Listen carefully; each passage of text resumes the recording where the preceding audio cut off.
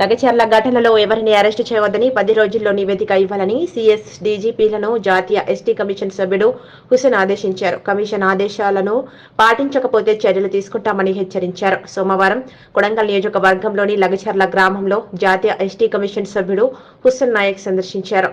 లగచర్ల ఘటనపై బాధ్యత కుటుంబాలతో సమస్యలను అడిగి తెలుసుకున్నారు. ఈ సందర్భంగా ఆయన మాట్లాడుతూ ఫార్మా కంపెనీ కోసం ప్రభుత్వ రైతులు అనుమతి లేకుండా భూములు తీసుకోవడం పద్ధతి కాదని అన్నారు. బలవంతంగా వేధింపులకు గురి చేస్తే చర్యలు తప్పవని అన్నారు. మరోవైపు ఇక్కడ వ్యవసాయం రైతులు తమ పద్ధతిలో వ్యవసాయం చేస్తున్నారని, భూములను కోల్పోయే స్థితిలో ఇక్కడ రైతులు లేదని అన్నారు. కమిషన్ కు చెప్పకుండా ఏమీ చేయొద్దన్నారు. వికెటింగ్ తీసేయాలని పోలీసులు ఎవ్వరూ ఉండొద్దన్నారు.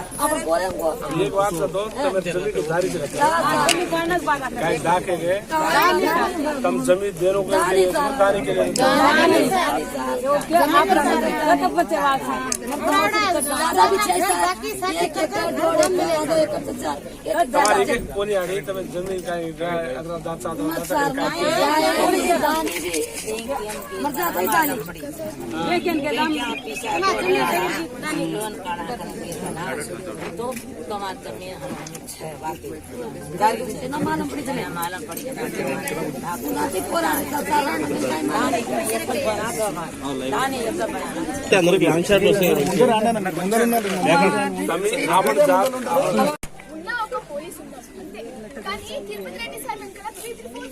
సెక్యూరిటీ ఎందుకు ఆ తిరుపతి రెడ్డి సార్ ఎవరు ఆ సార్ వెనకాల ఎందుకు సెక్యూరిటీ కదా అన్న ఇంత కష్టపడుతున్నాం మాకు ఇన్ని రోజుల నుంచి ఎవ్వరు ఇన్ని రోజుల నుంచి యాక్షన్ తీసుకోండి సార్ ఇన్వాల్వ్ అవ్వద్దు అని చెప్పండి. స్టూడెంట్ యాజ్ అ స్టూడెంట్ మాట్లాడుతుంటే ఏం చెప్తుంది సార్? పెయిడ్ బ్యాచ్ అంట మాకు పైసలు ఇస్తురా సార్? వాళ్ళు వాళ్ళు ఇస్తురా? చిన్నప్పటి నుంచి మా పేరెంట్స్ ఎంత బాధపడుతున్నా మాకు తెలీదా? తెలుసు కదా సార్. అలా మాట్లాడితే పెయిడ్ బ్యాచ్ అని మేము తిరుపతి రెడ్డి సార్ అయితే యాక్షన్ తీసుకోండి సార్. మీరైతే సరే అమ్మా, నేను మాట్లాడతాలే. ముందైతే మీకు భయం వదిలేసి మీ ఊళ్ళో మీకు పని చేసుకొని మీరు యథావిధిగా నడువుని ఆపిస్తాలే అమ్మా. నేను ఆఫీస్ చేస్తాను. వద్దు, అవసరం లేదు, అవసరం లేదు. పోలీసు ఇంకోటి కొంతమంది పొల్యూషన్ కనెక్షన్ ఉన్నాయి, పనుల కోసం కరెంట్ షాప్ పెట్టుకుంటున్నారు. చెప్పలేము. రాత్రి వేళ వీళ్ళంతా ఒక 20 మంది లేడీస్ అంతా కలిసి పోలీసులు వస్తున్నారని చెప్పేసి వేరే దగ్గర పోయి సార్. ఏం చేస్తారమ్మా? నువ్వు చేస్తారా? లేడీస్ పోలీసు వస్తారు, వాళ్ళు వస్తారు, వీళ్ళు వస్తారు అంటే భయపెట్టిస్తున్నారు సార్. నైట్ ఏం జరిగిందో కూడా తెలియదు అసలు. ఆ నైట్ పవర్ ఆఫ్ చేసి లైట్ బంద్ చేసి వచ్చింది. కనిపిస్తలేదు. ఇప్పుడు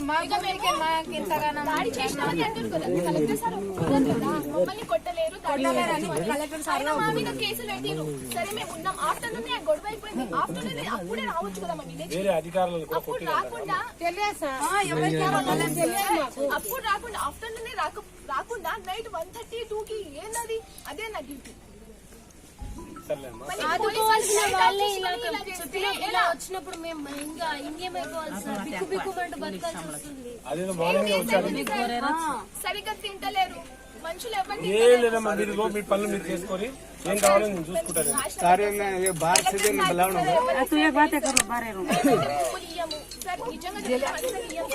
తల్లి మొబైల్ నెంబర్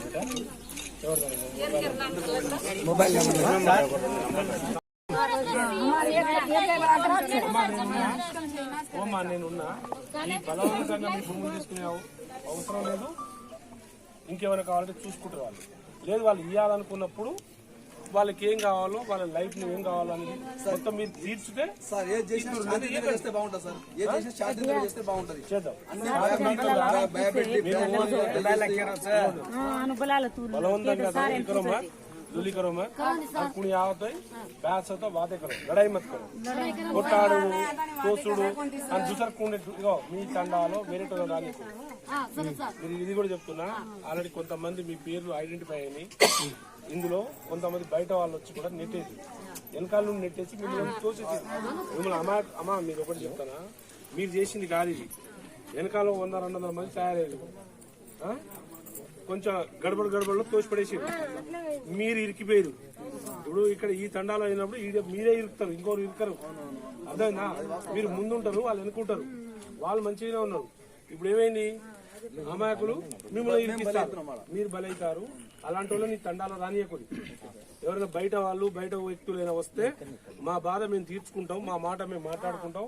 కలెక్టర్ వచ్చినా, ఎస్పీ వచ్చినా, ఇంకెవరు వచ్చినా మీరు కూర్చోండి సార్ అని చేరి మీరు ముందు కూర్చోరి, మీకు కావాల్సిన పనులు మాట్లాడుని, సర్దుకుంటే చేసుకొని, లేదంటే ఆపేది. అర్థమైనా? ఏమైనా మీకు ఇబ్బంది కలిగింది అనుకో నాకు కాల్ చేయండి. ఇగో మాకు బలవంతంగా మేము ఇది చేస్తున్నారని మాకు చెప్పండి, మిగతా నేను చూసుకుంటా. నేను నంబర్ ఇచ్చినా కానీ అంత మరి चलो मिल जो बेटी बेटा। हाँ NCST ग्राम ये अपने वेबसाइट से ncstgram.gov.in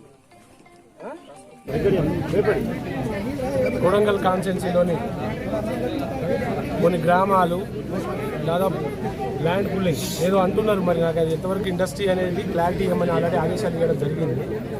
కొంతమంది ఫార్మా అంటున్నారు, లేదంటే కొన్ని వేరే డెవలప్మెంట్ కోసం తీసుకొని వేరే ఇండస్ట్రీస్ పెడతానంటున్నారు. ముందుగా ఏం పెట్టదలుచుకున్నదో ముందు మీరు క్లారిటీ తీసుకోండి, మీరు క్లారిటీ ఇచ్చుకోండి. కానీ ఏది ఏమున్నా ఇక్కడ ఉన్న గిరిజన బిడ్డలు ఉండొచ్చు, మిగతా అందరి బిడ్డలు ఉండొచ్చు. మీరు ల్యాండ్ పూలింగ్ కావాలి, కొడంగల్ డెవలప్ కావాలి, కొడంగల్లో పబ్లిక్కి ఎంప్లాయ్మెంట్ ఇద్దాం అనే గొప్ప ఆలోచన. నేను దాన్ని స్వాగతిస్తున్నా, తప్పులు పట్టట్లేదు. కానీ దీంతో పాటు ఇక్కడ ఉన్న అమాయకులు గిరిజన బిడ్డలు ఉన్నారు, మిగతా వాళ్ళు ఉన్నారు. వాళ్ళ ల్యాండ్ పూలింగ్ చేసే విధానంలో మీరు తప్పు చేస్తున్నారు. మీరు ల్యాండ్ కావాలని అడిగితే వాళ్ళు అవసరమైతేనే ఇస్తారు. బలవంతంగా తీసుకోవడానికి మీకు రైట్స్ లేవు. ఎట్టు పరిస్థితుల్లో వాళ్ళకి ఏం కావాలో ఇప్పుడు ఇక్కడ స్థానికులు నడుస్తున్న రేటు ఏం నడుస్తుందో ఆ రేటు ఇవ్వాలి. కానీ మేము గవర్నమెంట్ వాల్యూ ఇస్తా అంటే కుదరదు. ₹1 కోటి ఎకరం ఉన్న ల్యాండ్ గవర్నమెంట్ రేటు 10 లక్షలు ఉంటే 10 లక్షలు ఇస్తావా? కరెక్ట్ కాదు కదా. దీనికి ఇంకా డబ్బుతో ముడిపడింది కాదు, ఇక్కడ సెంటిమెంట్తో ముడిపడింది.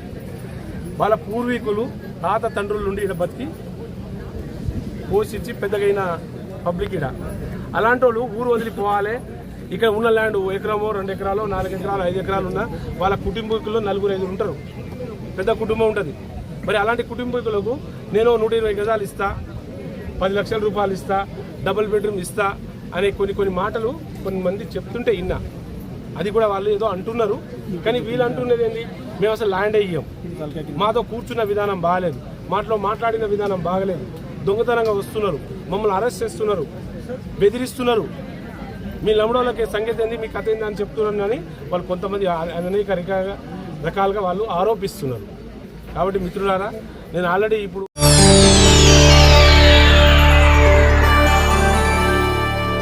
చేయండి, షేర్ చేయండి, కోసం ఛానల్ ని సబ్స్క్రైబ్ చేయండి. అలాగే ఇక్కడ ఉండే ఈ గంట సింబల్ ని క్లిక్ చేయండి. మేము అప్డేట్ చేసే ప్రతి వీడియో నోటిఫికేషన్స్ మీకు వచ్చేస్తాయి.